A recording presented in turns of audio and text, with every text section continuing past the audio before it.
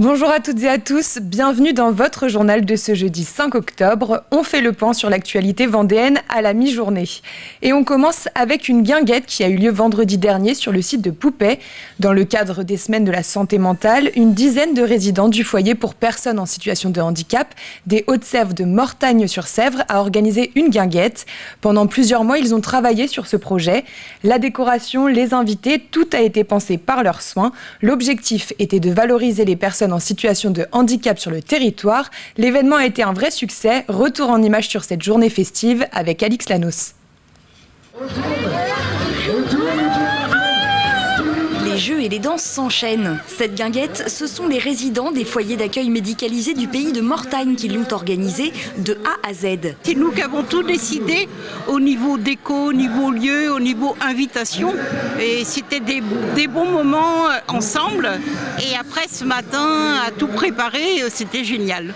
Encadrés par les équipes d'animation des foyers, les résidents se sont donc retrouvés une fois par mois pendant un an pour organiser cette grande journée. Alors l'idée c'était surtout de faire un travail d'équipe, de sortir, d'aller au-delà du foyer, que eux ils soient complètement porteurs de ce projet. Évidemment qu'on était là pour leur apporter des outils faciles, comme par exemple des brainstorming avec des pictogrammes, des images, pour les aider aussi à prendre des décisions. Parce que quand on a un handicap mental, ça peut être compliqué de prendre des décisions. Parmi les invités, les familles des résidents bien sûr, mais également d'autres foyers pour adultes en situation de handicap mental, des associations comme le Secours catholique, les Petits Frères des pauvres ou encore des associations d'aide aux migrants. Une grande journée de fête et de solidarité qui a ravi tous les participants, même Philippe, qui pourtant n'aime pas danser. Ça peut, j'aime pas trop ça, mais j'essaie de danser. J'ai été invité. Et alors qu'est-ce que vous en pensez de cette journée ? C'est super bien.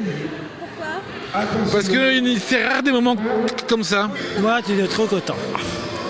C'est content, moi. On a fait des jeux, c'était super bien.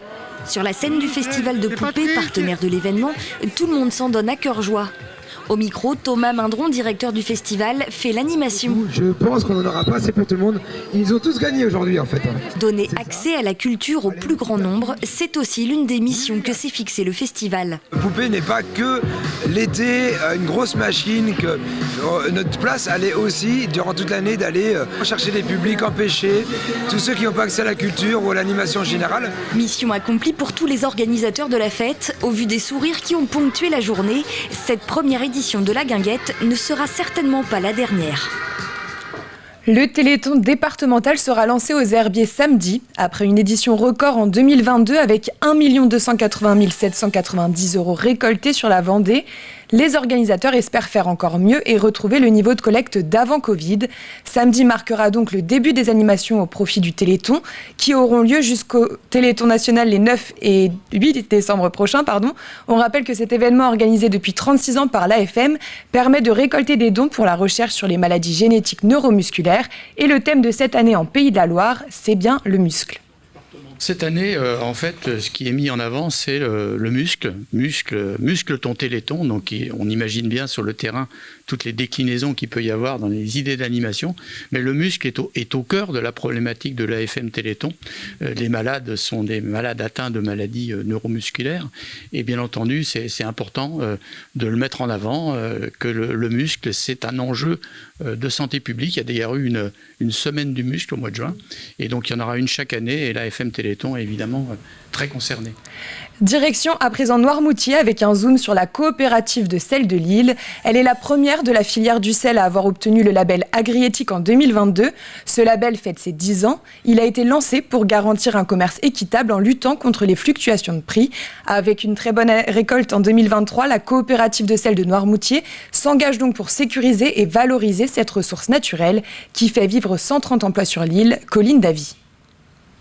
Des montagnes de sel désormais labellisées commerce équitable. Si l'agriculture biologique se développe, la filière sel n'est pas encore très structurée. Alors depuis août 2022, la coopérative de Noirmoutier a fait le choix d'un autre label, Agriéthique. On a décidé de se différencier autrement, notamment en allant chercher un label commerce équitable qui correspond complètement à notre modèle économique et qui va permettre, j'espère demain, de développer notre activité de saunier sur l'île, puisque c'est en garantissant un revenu décent à nos coopérateurs que demain on pourra continuer à produire et voire développer la production de sel sur l'île de Noirmoutier.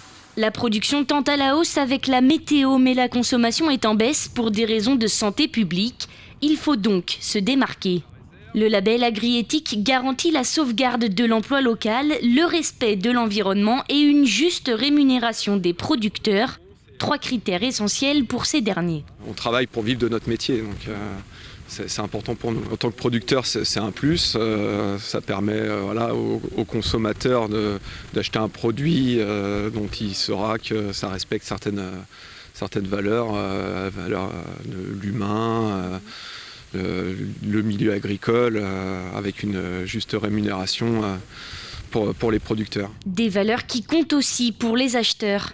La consommation du commerce équitable en France a presque triplé en 6 ans. Agriéthique est le premier label français de cette filière avec 61% des ventes. C'est un label qui se développe, donc c'est que derrière, en fait, il répond aussi à une attente. Le consommateur est aussi citoyen et se voit bien aussi que, de par son acte de consommation, il fait des choix.